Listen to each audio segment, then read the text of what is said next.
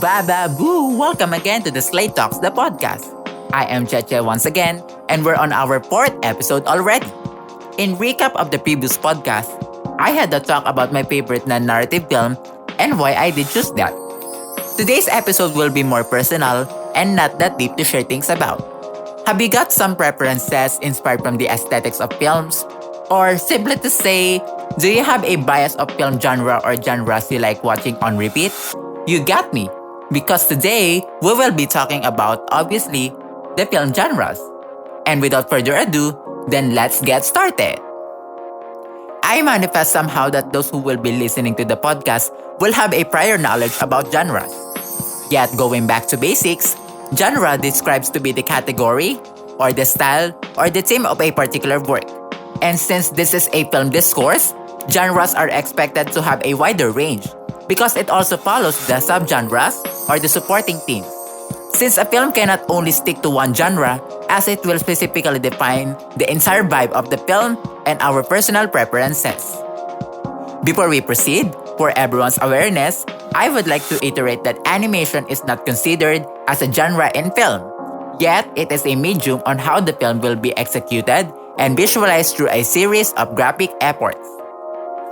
Going back to the main focus, I actually have several favorite genres, and it happens to have a preference dynamically from time to time.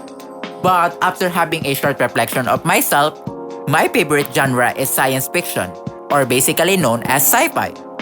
There is something from my imagination that I internalize seeing supernatural forces and having unusual events that do not literally happen in reality.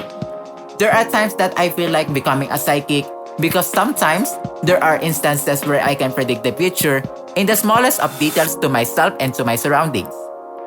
With that, my favorite films under sci-fi category are the following: San Andreas in 2015, Tomorrowland in 2015, Divergent Trilogy from 2014 to 2016, and Jurassic World in 2015. But I would like to include as well the succeeding parts such as the Jurassic World Fallen Kingdom in 2018 and Jurassic World Dominion in 2022.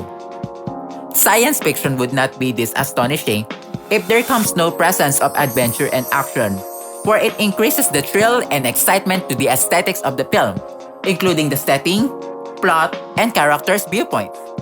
With such different takeaways from being a sci-fi enthusiast, these films that I shared as my favorite films under this genre visualize and present a reflection of several man-made and natural catastrophes, which some are already happening in the present scale and some are precautionary or serve as a warning to what are the possibilities that may transpire in the future.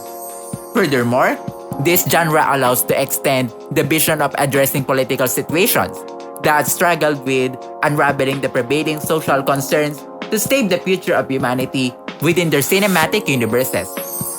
Speaking of future, we are perhaps living to the era where everything we do for a living becomes digital and technologically advanced, which the futuristic perspective in the view of science fiction as a genre can be this relevant to depict also how the world will somehow look like if you would even utilize your imaginations.